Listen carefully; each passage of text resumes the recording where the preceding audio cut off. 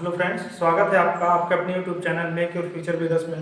दोस्तों, RRB NTPC में विगत कुछ वर्षों में आए हुए क्वेश्चन को सॉल्व करने की सीरीज है।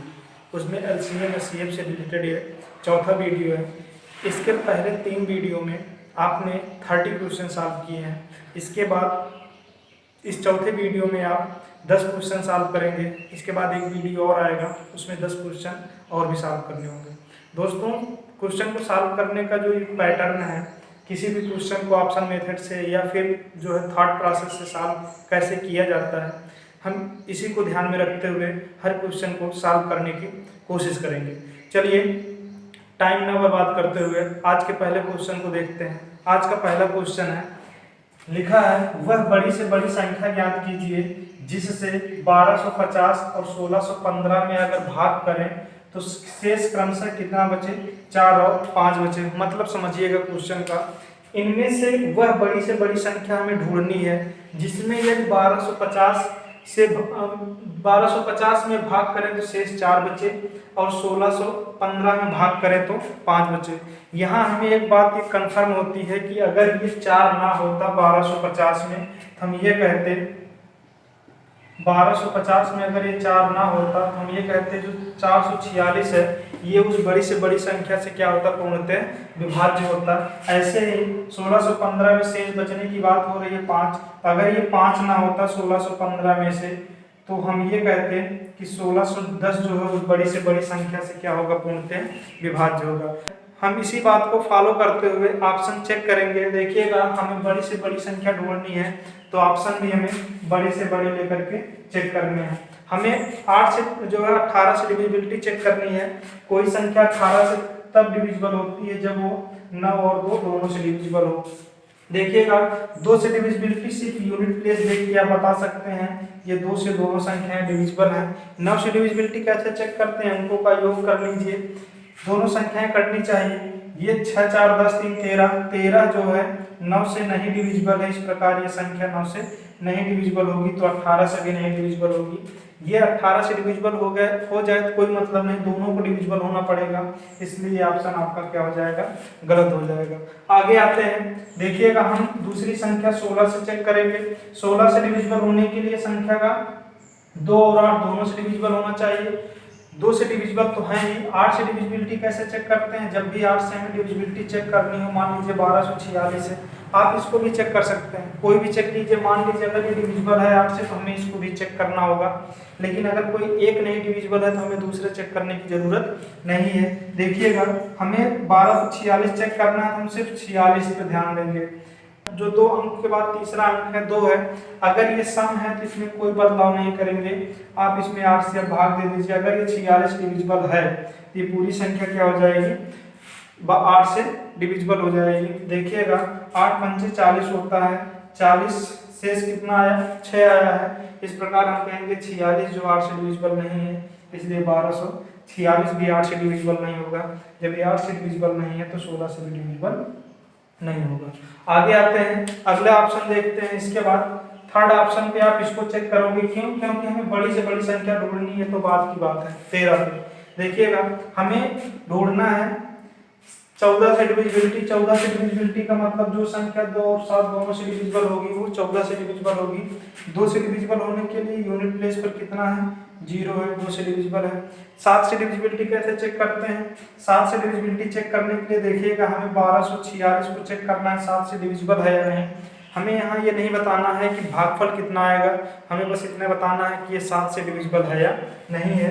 देखिएगा, लास्ट की 3 संख्या को उतारिए, 246, इसमें से जो शेष बचे उसको घटा दीजिए, कितना आ जाएगा, 245 आ जाएगा आपका। अगर 245 7 से डिविजिबल है तो पूरी संख्या क्या हो जाएगी, 7 से विभाज्य हो जाएगी। 7 त्रिक 21, 35, 7 पंचे 35, इसका मतलब संख्या जो है 7 से डिविजिबल है। ठीक, ऐसे ही इसको हमें चेक करना है, वही काम यहाँ करेंगे। 3 संख्याएं कितनी है, 610 है, एक घटाएंगे तो कितना आ जाएगा, 609 आ जाएगा। इसमें आप जो है 7 से भाग दे दीजिए, 7 और 8 कितना होता है, 56, 4 आया, 49 हो गया, 7 7 कितना आया, 49 आया। हम देख रहे हैं ये संख्या 7 से डिविजिबल है, 2 से भी डिविजिबल है, 7 से भी डिविजिबल। इस प्रकार ये संख्या जो है 14 से डिविजिबल होगी। वह बड़ी से बड़ी संख्या कौन सी है? 14 है, जिसको अगर आप इसमें भाग करेंगे तो शेष कितना आएगा? 4 आएगा। अगर इसमें भाग करेंगे तो शेष कितना आएगा? 5 आएगा।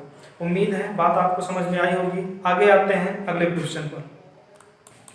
देखिएगा क्वेश्चन है अपना, हमें ऊपर बड़ी से बड़ी संख्या ढूंढनी है, जिसमें यदि 15, 18, 27 और 30 से अगर भाग करें तो इन सभी संख्याओं से क्या हो? पूर्णतः विभाज्य हो। अगर इसको लगाने की बात करें ऑप्शन से, सिर्फ एक ही ऑप्शन सही होगा, वो भी कितना होगा? 810 होगा। क्यों है दिखाते हैं। देखिएगा, यदि इन सभी संख्याओं से डिविजिबल है तो इसका मतलब ये है कि चाहे हम 15 से भाग करें, चाहे 18 से, चाहे 27 से, चाहे 30 से भाग करें, भाग सब में क्या हो जाएगा? चला जाएगा। अगर हम यहाँ 27 की बात करें तो हम 27 में देख रहे हैं, इसके गुणनखंड करें 3 कितने? 3 है, 3 है। तो इसका मतलब 27 से भाग करने पर वही संख्या कटेगी जिसमें कम से कम कितने 3 हो? 3 हो। थोड़ा देखिएगा, इसके अगर हम गुणनखंड करें 3 इंटू 29 10 है, इसका मतलब है 3 इंटू 100 है। इसका मतलब है 3 इंटू 10 है। इसका मतलब है 3 इंटू 26 इंटू ये 10 है। देखिएगा हमने क्यों ऐसा किया है। अगर जिसमें कम से कम 3 होंगे वही हमारा ऑप्शन होगा। ऐसा एक ही विकल्प है, ये कौन सा है? 810 है। ये क्यों नहीं होगा? इसमें कितने 3 हैं? एक ही 3 है। ये सिर्फ एक ही 3 को इसके खत्म कर पाएगा, जबकि ये दोनों 3 क्या हो जाएंगे? बचे रहेंगे। और इसको दशमलव में लाएंगे। 29 को आप 3 के रूप में नहीं तोड़ सकते, ना ही 10 को 3 के रूप में तोड़ सकते हैं। ये देखिएगा 2 3 है, भाग देंगे तो एक 3 बच जाएगा। 100 को आप 3 के रूप में नहीं तोड़ सकते हैं। ऐसे इसमें जब आप भाग देंगे 810 है, देखिएगा बटे कितना करना? अगर 27 करना है तो 810 का मतलब 3 इंटू 10 है, अपान 3 इंटू 3। 27 को आप ऐसे लिखे, 810 को ऐसे। ये 3 इसको डिवाइड कर देंगे, बचेगा क्या? 30 बचेगा। उम्मीद है इतनी बात आपको समझ में आई होगी। आगे आते हैं अगले क्वेश्चन पर। आइए इस क्वेश्चन को देखते हैं। क्वेश्चन है अपना 6, 8, 12 और 16 से पूर्णतः विभाजित होने वाली छोटी संख्या हमें बतानी है। तो आप एलसीएम ना निकालिएगा, हमें सिर्फ डिविजिबिलिटी फिर चेक करनी है। इसमें से वह छोटी से छोटी संख्या कौन सी है जो किससे डिविजिबल हो? 6 से हो, 8 से हो, 12 से हो, 16 से हो। तो वो संख्या हमें ढूंढ के इसमें से बतानी है। चलिए चेक करते हैं। हमें छोटे से छोटा ऑप्शन लेना है, तो सबसे पहले इसको चेक कीजिए। देखिएगा क्या ये सब संख्याओं से डिविजिबल है? तो इन सभी संख्याओं में जो सबसे बड़ी संख्या उसी से चेक करके देखिएगा। सबसे पहले 16 के पहाड़े में कभी 24 नहीं आता, तो इसलिए ऑप्शन नहीं होगा। दूसरा ऑप्शन देखिएगा, इसको सबसे पहले बड़ी वाली संख्या से डिविजिबिलिटी चेक कीजिए। 16 3 48 सही है, 12 चौक 48, 8 6 48, 6 8 48 सभी संख्याओं से डिविजिबल है, इसलिए आपका ऑप्शन क्या हो जाएगा? 48 हो जाएगा। तो आप जब भी छोटी से छोटी संख्या देखिएगा पूछा गया है, तो आप स्टार्टिंग छोटी वाली संख्या विकल्प से कीजिए। आप इसको सबसे पहले सभी संख्याओं से चेक कीजिए। और संख्याओं से कैसे चेक करते हैं? आप इनमें से सबसे छोटी संख्या से पहले भाग ना दीजिए, इनमें से सबसे बड़ी वाली संख्या से भाग दीजिए। आप जानते हैं हमेशा जो एलसीएम होता है वो दी गई सभी संख्याओं से डिविजिबल होता है, और हमेशा जो पैटर्न होता है, जो संख्याएं दी रहती है, उसमें जो सबसे बड़ी संख्या होती है उससे एलसीएम या तो बड़ा होगा या तो बराबर होगा। तो इन सभी संख्याओं से डिविजिबल होने वाली संख्या जो होगी या तो 16 होगी या तो 16 से बड़ी ही होगी, उससे छोटी नहीं हो सकती है। तो सबसे पहले आप डिविजिबिलिटी किससे चेक करेंगे? दी गई सीरीज में सबसे बड़ी जो संख्या होगी उससे। उम्मीद है आपको ये बात समझ में आई होगी। आगे आते हैं अगले क्वेश्चन पर। आपका अगला क्वेश्चन है, देखिएगा इस क्वेश्चन को। क्वेश्चन है अपना 12 24 48 60 और 96 से विभाजित होने वाली 5 अंकों की छोटी से छोटी हमें संख्या बताना है। तो आइए देखते हैं। जो विकल्प दिया गया है इसमें देखिएगा 10,000 दिया गया है, 10,024 दिया गया है, 10,160 दिया गया है और 10,080 दिया गया है। अगर ऑप्शन की बात करें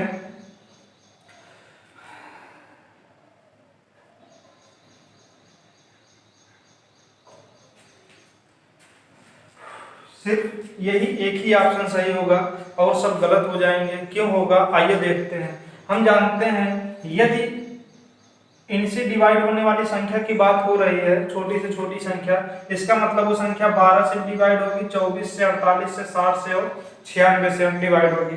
अब अगर ये छोटी छोटी संख्याएं होती तो हम भाग देख के देख लेते, लेकिन यहाँ बड़ी संख्याएं हैं। जब भी आपको बड़ी संख्या से डिवाइड करने की बात की जाए, मान लीजिए 12 से डिवाइड आपको करना है, आप 12 से ना करिए, 12 के गुणनखंड बोले तो 3 गुणे 4 होता है। यदि कोई संख्या 3 और 4 दोनों से डिवाइड होगी तो हम कहेंगे वो सारी संख्याएं जो होगी 12 से डिवाइड हो जाएंगी।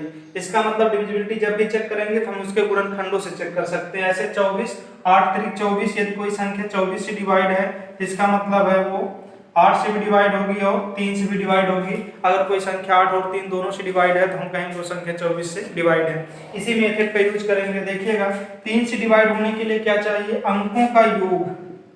अंकों का योग जो है वो 3 से विभाजित होना चाहिए। तो 3 से विभाजित होने के लिए क्या करते हैं, अंकों को जोड़िए। इसमें अंकों का योग कितना, 0 में 1 जोड़ेंगे तो 1 ही आएगा, ये नहीं होने वाला विभाजित। इसमें देखिएगा 4 2 6, 6 1 7, 7 भी जो है 3 से डिवाइड नहीं, इसलिए ये भी नहीं होगा।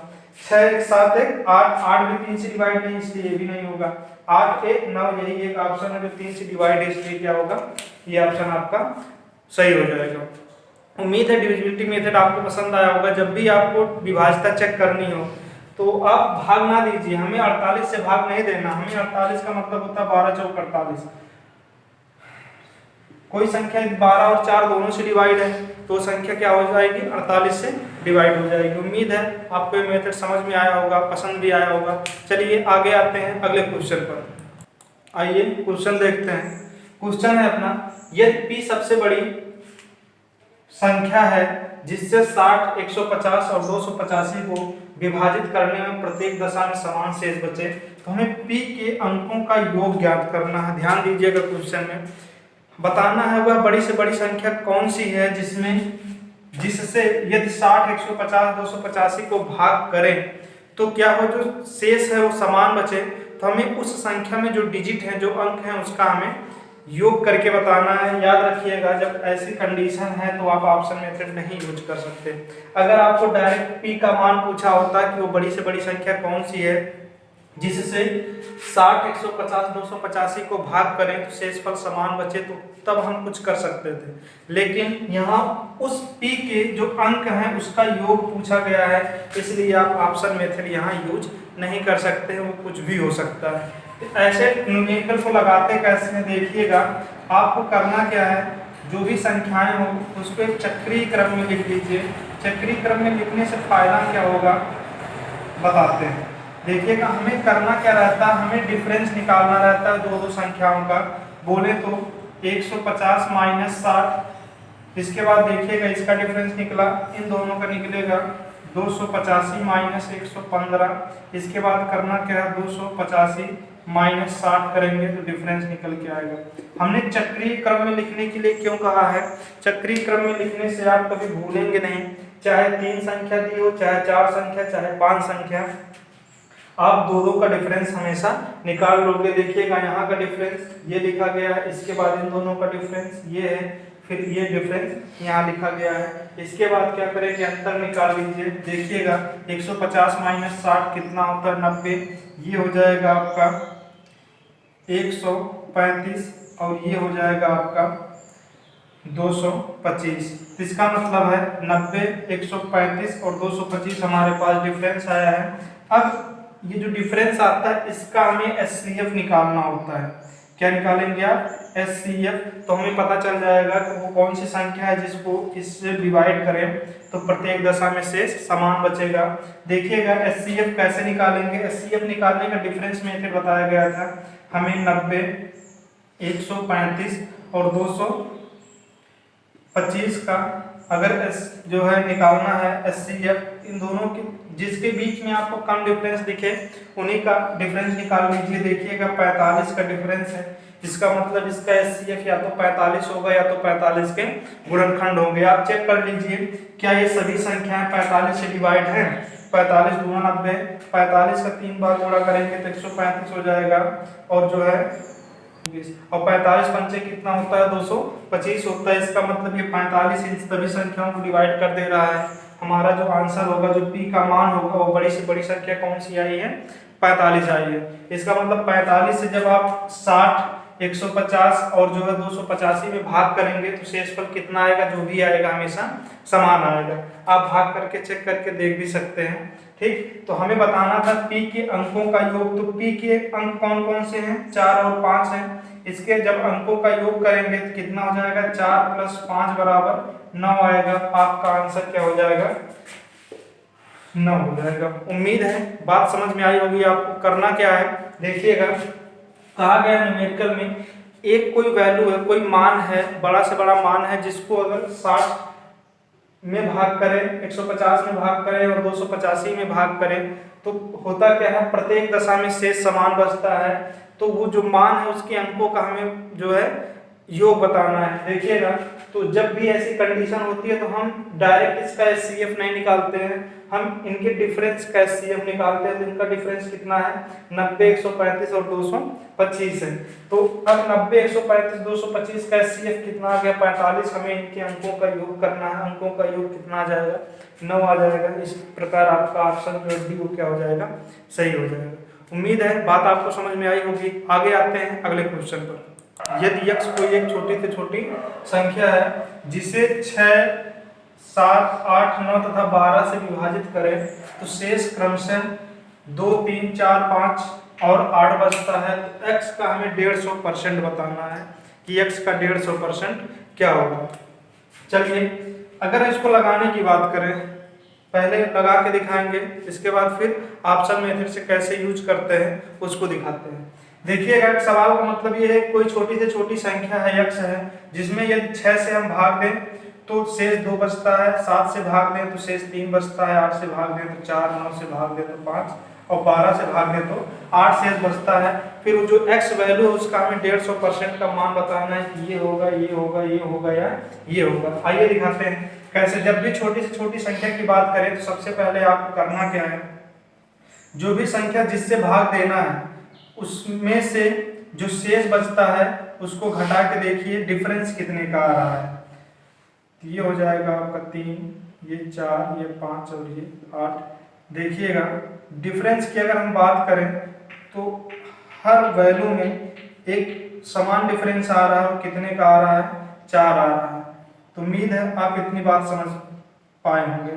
करना क्या है, जब भी आपको छोटा से छोटा मान ज्ञात करना हो और हम देख रहे हैं कि डिफरेंस हमेशा क्या आ रहा है, अलग अलग शेष आ रहा है, उन जो है भाजक और जो शेष है दोनों के बीच डिफरेंस हमेशा क्या आ रहा है, बराबर आ रहा है। तो करना क्या रहेगा, आपको जो संख्या दी रहे उसका एलसीएम निकाल लीजिए। इसका मतलब इस संख्या का हमें क्या निकालना है, एलसीएम निकालना है। इसके बाद क्या करना है, जो डिफरेंस है इसको इस एलसीएम से क्या करना है, डिफरेंस को घटा देना है। जो वैल्यू आएगी वो आपका जो है मान हो जाएगा। उसमें जब आप 6 से भाग दोगे तो शेषफल 2 बचेगा, इससे भाग दोगे तो 3, इससे भाग दोगे तो 4। ये आपको करना है। चलिए आते हैं 6, 7, देखिएगा 6, 7, 8, 9 और 12 का एलसीएम निकलेगा कैसे, गुणनखंड विधि से। निकालते कैसे हैं, देखिए, जब भी आपको एलसीएम निकालना हो तो हर संख्या का देखिए गुणनखंड क्या है। इसका 2 × 3 है, इसका 1 × 7 है, 8 का 2 × 2 × 2 है, इसका 3 × 3 है, इसका है 2 × 2 × 3। इसमें से इसको अगर घातांक रूप में लिखें 2 की पावर 1 × 3 की पावर 1 है। ये 1 का मतलब रहने दीजिए, 7 की पावर 1 है, इसका मतलब है 2 की पावर 3 है, इसका मतलब है 3 की पावर 2 है, इसका मतलब है 2 की पावर 2 × जो है 3 की पावर 1। इन सब में सबसे बड़ी पावर का गुणा कर दीजिए, आपका आंसर हो जाएगा। देखिएगा, 3 की सबसे कौन कौन संख्या है, यहाँ आपके पास 2 है, 3 है, 7 है, इसके अलावा और कोई संख्या नहीं है। आप इन सब की बड़ी घात लेंगे तो 2 की सबसे बड़ी घात देख रहे हैं 3 है, 2 की सबसे बड़ी घात का मतलब है 3 का मतलब ये कितना है, 8 है, तो 8 करना है गुणे 3 की सबसे बड़ी पावर देखिएगा कितनी है, 2 है, ये 9 हो जाएगा। और 7 की सबसे बड़ी पावर 1 है, तो ये कितना हो जाएगा, 7 हो जाएगा। आपको इसका गुणा कर देना है। गुणा कैसे करेंगे, सबसे पहले इन दोनों का गुणा कर दीजिए तो ये हो जाएगा आपका 8 × 7 = 56। देखिएगा गुणे 9 करना है। जब भी 9 का गुणा करना हो, एक जीरो बढ़ा के 56 आप घटा देंगे, मतलब क्या करना है आपको, 560 माइनस 56 करना है, कितना आ जाएगा 504। इसका मतलब 504 वह छोटी से छोटी संख्या है जो इन दी गई सभी संख्याओं से क्या है, डिविजिबल है। आपको करना क्या था, शेष निकालना था ना। जब 6 से भाग दें तो 2 बच्चे, 7 से भाग दे 3, 8 से भाग दे तो 4, 9 से भाग दे 5, 12 से भाग दे 8। ये जो डिफरेंस आया था इक्वल, इसको आप क्या करेंगे, घटा देंगे तो कितना आ जाएगा 500। ये 500 वह वैल्यू है जिसका जो है आप भाग करेंगे जब इन दी गई संख्याओं से, तो शेष हमेशा क्या बचेगा, अलग अलग जो भी दिया रहेगा। तो उम्मीद है इतनी बात आपको समझ में आई होगी। तो यहाँ जो x है वो कितना निकल के आया है, 500 आया है। लेकिन हमें बताना क्या था, x का 150%। देखिएगा 100% कितना है, चलिए आगे आते हैं। देखिएगा 100% की वैल्यू कितनी है, 500 है, तो 150% की वैल्यू कितनी हो जाएगी। आप ये देखेंगे ये इसका कितना गुना है, 5 गुना, तो 150 का 5 गुना करेंगे कितना आ जाएगा 750। इस प्रकार आपका जो आंसर हो जाएगा कितना हो जाएगा 750 हो जाएगा। उम्मीद है मेथड आपको समझ में आया होगा। करते क्या है, देखिएगा पूछा गया है एक x कोई वैल्यू है जिसमें यदि हम 6 से भाग दें तो शेषफल 2 बचेगा, 7 से भाग दें 3, 8 से भाग दें 4, 9 से भाग दें 5, 12 से भाग दें तो 8 हमारा क्या बचता है, शेषफल बचता है। ठीक, तो हमें x का 150% बताना है। जब भी आपको ऐसे न्यूमेरिकल मिले तो आप देखिएगा हमेशा डिफरेंस क्या दिया रहता है, समान दिया रहता है। तो हम दी गई संख्याओं का एलसीएम निकाल कर जो है डिफरेंस को घटा देते हैं तो वो संख्या हमें मिल जाती है, जिसमें हम भाग दें तो शेषफल अलग अलग बचता है। अब अगर आपको डायरेक्ट वो संख्या पूछा होता तो 500 आंसर हो जाता, लेकिन उस संख्या का 150% पूछा है तो कितना हो जाएगा, वो जो वैल्यू है उसका हम क्या निकालेंगे, 150 निकालेंगे। आइए थोड़ा अब इसको जैसे ऑप्शन मेथड से कैसे सॉल्व करेंगे उस पर चर्चा करते हैं। देखिएगा क्वेश्चन में पूछा है x का 150%, इसका मतलब है जो वैल्यू दी गई है ये सब कितने परसेंट की वैल्यू दी गई है, 150% की। तो 150% बराबर है कितना है, 750 है। 150% का मतलब 5 गुना है, 100% का मान मतलब कोई वैल्यू अपने आप में कितनी होती है, 100% होती है। तो वो वैल्यू कितनी हो जाएगी, ये हो जाएगा आपका, इसका 5 गुना करेंगे कितना आ जाएगा 500। ठीक, तो जब भी आपको ऐसा मिले ये वो वैल्यू आई है जिसका ये 150% है। हमारा आंसर क्या होने वाला है, इसमें 4 घटाना रहता है ना, ये जो डिफरेंस रहता है हम 4 क्या करेंगे, जोड़ेंगे कितना आ जाएगा 504। आप 504 को चेक कर लीजिए, अगर ये सभी संख्याओं से डिविजिबल है तो आपका ये आंसर हो जाएगा, नहीं तो इस मेथड का जो है सब पे अप्लाई करके देख लेंगे। उम्मीद है ये बात आपको समझ में आई होगी। फिर से देखिए हमने किया क्या है, हमें जो डिफरेंस इक्वल रहता है उसको हम घटाते हैं, लेकिन जब ये परसेंटेज वैल्यू आप निकालेंगे तो उसको जोड़ के फिर डिविजिबिलिटी मेथड यूज करेंगे। अभी 504 है, देखिएगा 504 किससे किससे डिविजिबल है, 6 से डिविजिबल होने के लिए 2 और 3 से डिविजिबल होना चाहिए। इकाई स्थान पर क्या है 4 है, 2 से डिविजिबल है, 3 5 4 9 3 से डिविजिबल है। ऐसे 7 से डिविजिबिलिटी चेक करनी है, भाग दे दीजिए, 7 7 49, 1 50, 14 बचा, 7 दूनी 14, 7 से 2। 8 से कैसे डिविजिबिलिटी चेक करते हैं, 8 से डिविजिबिलिटी चेक करने के लिए 3 अंक दिए रहे तो 2 अंक उतारिए, इसमें से 0 4 है। तीसरा अंक देखिए क्या है, सम है कि विषम, अगर सम होता तो कुछ ना करते, लेकिन अगर विषम है तो इसमें 4 जोड़ दीजिए, कितना हो गया 8 हो गया। 8 से डिविजिबल, इसलिए पूरी संख्या 8 से डिविजिबल है। 9 से डिविजिबिलिटी कैसे चेक करते हैं, 9 से डिविजिबिलिटी चेक करने के लिए हमें अंकों का योग 9 से करना चाहिए, दोनों को जोड़िए 5 4 9, 9 से डिविजिबल, इसलिए पूरी संख्या जो है डिविजिबल हो जाएगी। ऐसे अगर 12 से डिविजिबिलिटी चेक करनी है, 12 से डिविजिबिलिटी चेक करने का मतलब क्या है, 3 और 4 से डिविजिबिलिटी चेक कर दीजिए। 3 से भी आपने चेक किया था, इसके लिए 4 से चेक करना, जब 8 से कोई संख्या डिविजिबल है तो 4 से अपने आप डिविजिबल होगी। क्यों, क्योंकि 8 में 1 4 छिपा रहता है। उम्मीद है आपको ये बात समझ में आई होगी। आगे आते हैं अगले क्वेश्चन पर। चलिए देखिएगा इस क्वेश्चन को। क्वेश्चन है अपना 2 मीटर 76 सेंटीमीटर, 5 मीटर 52 सेंटीमीटर और जो 11 मीटर 76 सेंटीमीटर को मापने वाले बड़े से बड़े पैमाने का हमें मान ज्ञात करना है। मतलब वो कौन सा बड़ा से बड़ा पैमाना है इसमें से जिससे हम 2 मीटर 76 सेंटीमीटर और 5 metre 52 centimetre, 11 metre 76 11 metre 96 centimetre को हम सही सही माप सकते हैं। इसमें सिर्फ एक ही ऑप्शन होगा, ये होगा 92 सेंटीमीटर। क्यों होगा, देखिएगा ऑप्शन से कैसे यूज करते हैं। हम ये देख रहे हैं, चलिए पहले इसको कन्वर्ट करते हैं। जब भी ऐसे न्यूमेरिकल मिले आपको एक ही यूनिट में कन्वर्ट करना है। ये 2 मीटर है, बोले 200 सेंटीमीटर, मीटर को सेंटीमीटर में कन्वर्ट करना है, 100 से गुणा करते हैं। ये 200 सेंटीमीटर प्लस 76 सेंटीमीटर, टोटल हो जाएगा 276 सेंटीमीटर। इसको देखिएगा, ये 552 सेंटीमीटर कैसे होगा, 5 मीटर में 500 सेंटीमीटर और जो है 52 सेंटीमीटर, तो है दोनों को जोड़ेंगे तो 552 सेंटीमीटर। ये 11 मीटर है और ये 96 सेंटीमीटर है, ये हो जाएगा 1196 सेंटीमीटर। आपने पूरे यूनिट को एक ही मात्रक में कन्वर्ट कर लिया। अब देखिए ऑप्शन मेथड लगाते कैसे हैं।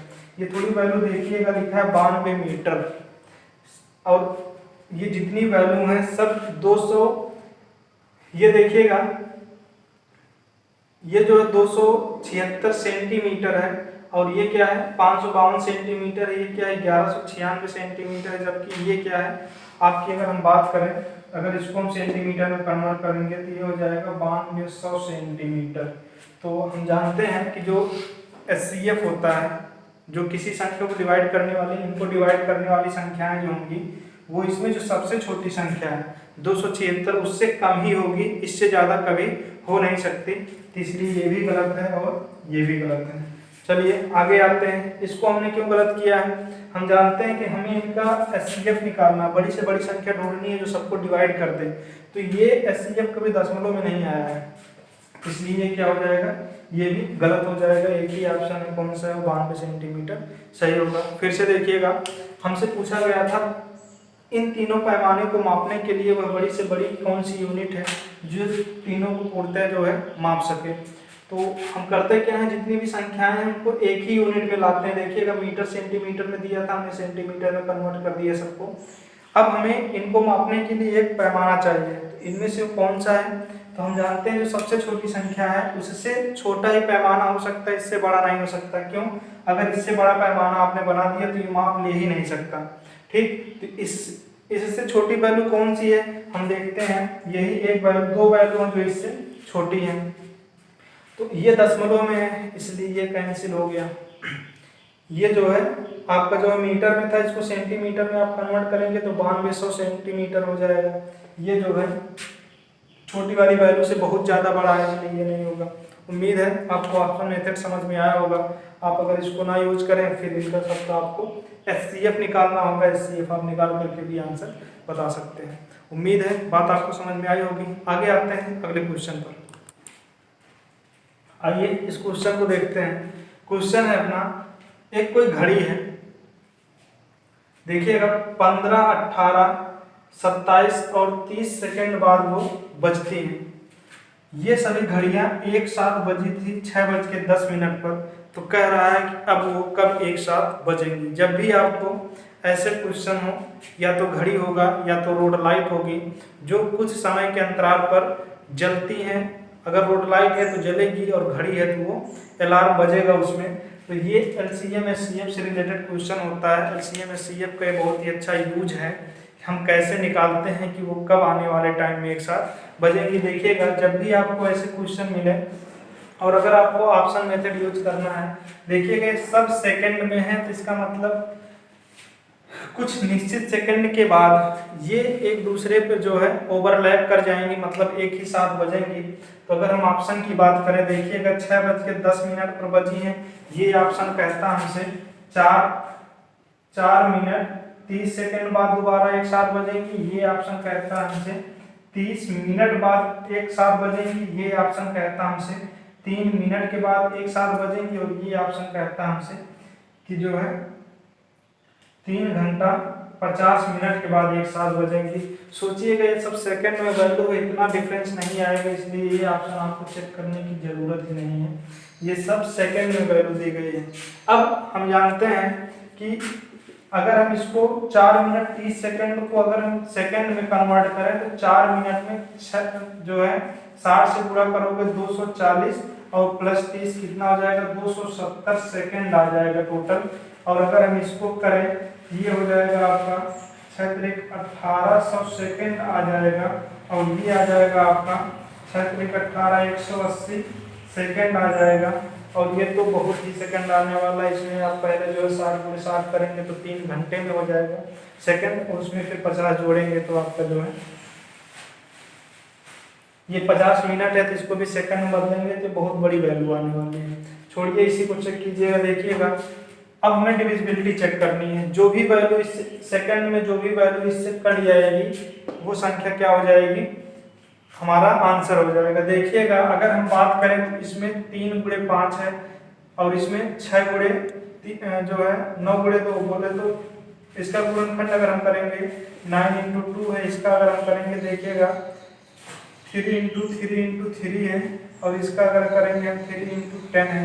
अगर हम ये बात करें कि कोई संख्या सबसे ज़्यादा देखिएगा 3 किस में है, 27 में है, इसका मतलब कम से कम कितने 3 होने चाहिए, देखिएगा 3 होने चाहिए। तो ऐसी वही वैल्यू होगी जिसमें कम से कम 3 हो, वो संख्या जो है इससे डिवाइड होगी।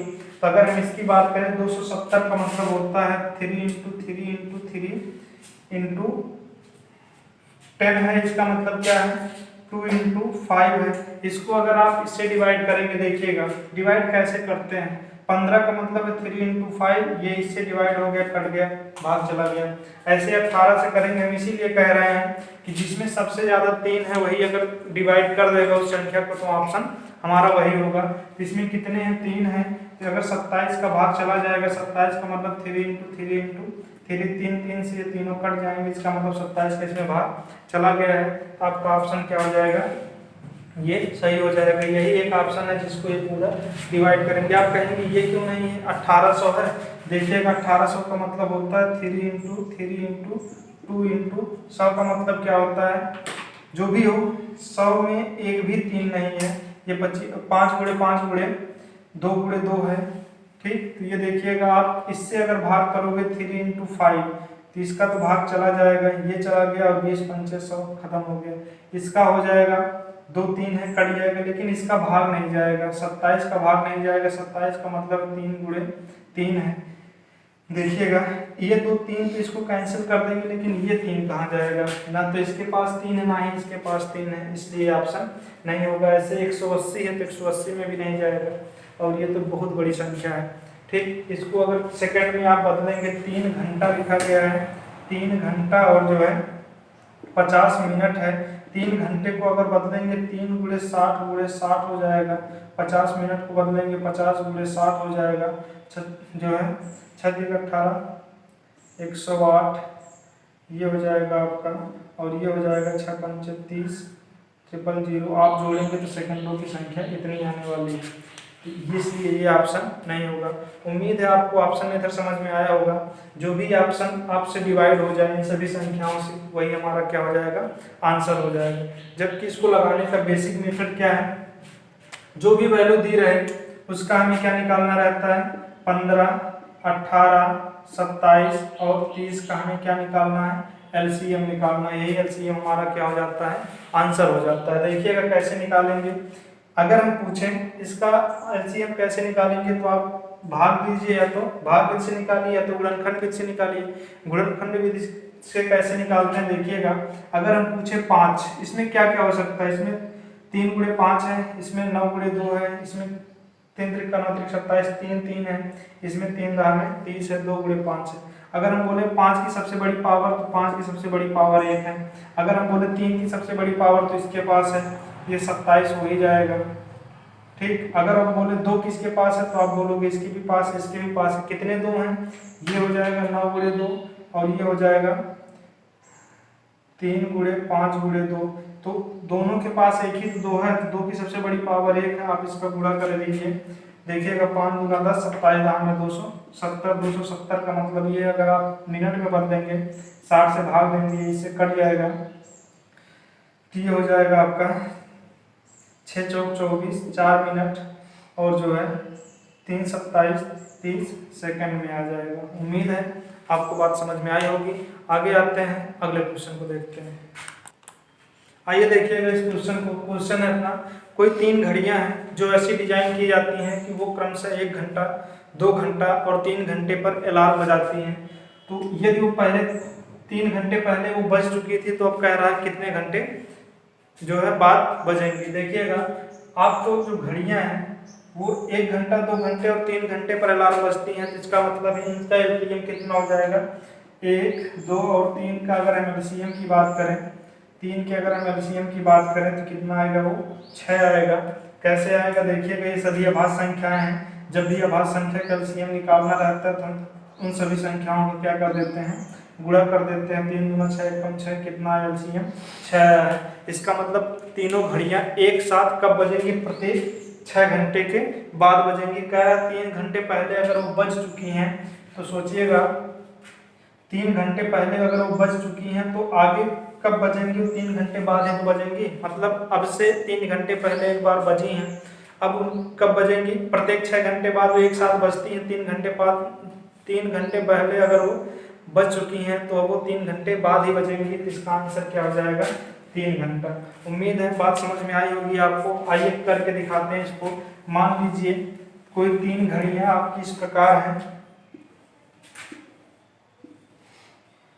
पहली घड़ी है, दूसरी घड़ी है, तीसरी घड़ी है। ये नंबर भी है और इसमें ये भी बताया गया है कि कितने कितने टाइम पर ये जो है बजती है। देखिएगा 1 घंटे बाद बजती है, तो इसका मतलब अगर हम टाइमिंग की बात करें तो 1 बजे बजेगी। अगर तीनों को जो है 12 बजे स्टार्ट कर दिया जाए, 12 बजे अगर सेट कर दिया जाए तो 1 बजे बजेगी, फिर 2, फिर 3, 4, 5, 6, 7, 8, 9, हर घंटे पर इसमें अलार्म बजेगा। ऐसे अगर हम प्रत्येक 2 घंटे वाली घड़ी की अगर हम बात करें तो ये घड़ी पहली बार 2 बजे बजेगी, फिर 4, फिर 6, फिर 8, फिर 10, फिर 12, इस प्रकार से बजती रहेगी। और इस वाली घड़ी की अगर हम बात करें तो ये वाली जो घड़ी है वो अगर 12 बजे सेट ये भी की गई है तो 3 बजे बजेगी, फिर 6, फिर 9, 12, फिर इसके बाद जो है फिर 3 बजेगा। या तो आप 15 कर दीजिए या तो 3 कर दीजिए, जैसी घड़ी हो आपकी। तो इस प्रकार ये बजती रहेगी। सोचिएगा ये कब एक साथ बजी है, जब ये 6 बजे बजी थी ये वाली घड़ी, तब इस वाली घड़ी में भी अलार्म बजा था और इस वाली घड़ी में भी अलार्म बजा था। इसका मतलब तीनों घड़ियां 6 घंटे के अंतराल पर एक साथ बजती हैं। तो कह रहा है ये जो घड़ी है ये 3 घंटे पहले एक साथ बज चुकी थी। अंतराल कितने का है, 6 घंटे का। तो जब 3 घंटे पहले बज चुकी हैं तो 3 घंटे बाद ही बजेंगे। तो इसलिए ऑप्शन क्या हो जाएगा आपका, ये सही हो जाएगा। आगे आते हैं, अगले क्वेश्चन को देखते हैं। आइए देखते हैं अगले क्वेश्चन को। क्वेश्चन है अपना, कोई 4 पहिए हैं जिनकी परिधि की बात करें तो 16 सेंटीमीटर, 24 सेंटीमीटर, 32 और 40 सेंटीमीटर है। परिधि से मतलब समझिएगा कि यदि कोई पहिया गोल है, ठीक, तो उसके जो बाहरी आवरण है, इसकी जो लंबाई है ये क्या है, परिधि है। तो ऐसे चारों पहियों की जो परिधि 16, 24, 32 और 40 सेंटीमीटर है, ये एक साथ घूमते हैं, प्रत्येक पहिया घूमता है, ठीक। तो कहा गया है उनके द्वारा कम से कम कितनी दूरी तय होगी। ऐसी कंडीशन में देखिएगा कम से कम की बात कही गई है, इसका मतलब ये है कि वे मिनिमम कितनी दूरी तय कर सकते हैं। तो इसका आंसर इनका एलसीएम होगा। अब एलसीएम आपको निकालना नहीं है, एलसीएम आपको चेक कर लेना है कि इसमें इनका एलसीएम कौन सा होगा। हम जानते हैं इनका जो भी एलसीएम होगा वो इन सभी संख्याओं से पूर्णतः डिविजिबल होगा। अगर इन संख्याओं से डिविजिबल है, इनके गुणनखंडों से भी वो डिविजिबल होगा। देखिएगा जब भी आपको गुणनखंड चेक करना हो, सबसे पहले देखिए 3 कहीं तो नहीं है, 3 या 9। तो इसमें देख रहे हैं 24 का गुणनखंड क्या है, 8 गुणे 3 है, 8 त्रिक 24। इसका मतलब अगर कोई संख्या 24 से डिविजिबल है तो 8 और 3 दोनों से डिवाइड होगी। 3 से डिविजिबिलिटी कैसे चेक करते हैं, अंकों को जोड़ करके। देखिएगा जिसके अंकों का योग 3 से डिविजिबल होगा वो अंक संख्या जो होगी पूरी जो है 3 से डिवाइड हो जाएगी। 8 4 12, ये 12 है, 12 3 से डिवाइड है, ये हो सकता है। ये देखिए 4 3 से डिवाइड नहीं, इसलिए ये नहीं होगा। 5 2 7, 7 3 से डिवाइड नहीं है, इसलिए ये नहीं होगा। 6 5 11, 11 3 से डिवाइड नहीं, इसलिए ये भी नहीं होगा। एक ही ऑप्शन सही है, तो हमारा आंसर क्या हो जाएगा, 480 मीटर। इस प्रकार हम देख रहे हैं कि उन पहियों द्वारा कम से कम तय की गई दूरी कितनी है, 480 सेंटीमीटर है। दोस्तों इस प्रकार आज आपने अपने टारगेट बोले तो 10 क्वेश्चन को कंप्लीट किया है। आगे आने वाले वीडियो में 10 क्वेश्चन आपको और देखने को मिलेगा इसी टाइप से, और इसी सिंपल वे से सॉल्व करने की कोशिश करेंगे उसको। उम्मीद है वीडियो आपको पसंद आया होगा। अगर वीडियो पसंद आया हो तो वीडियो को लाइक और शेयर करना ना भूलिएगा। अगर चैनल अभी तक आपने सब्सक्राइब ना किया हो, चैनल सब्सक्राइब करके बेल बटन प्रेस कीजिएगा, जिससे आने वाले वीडियो की नोटिफिकेशन आपको टाइम से मिलती रहे। वीडियो देखने के लिए धन्यवाद।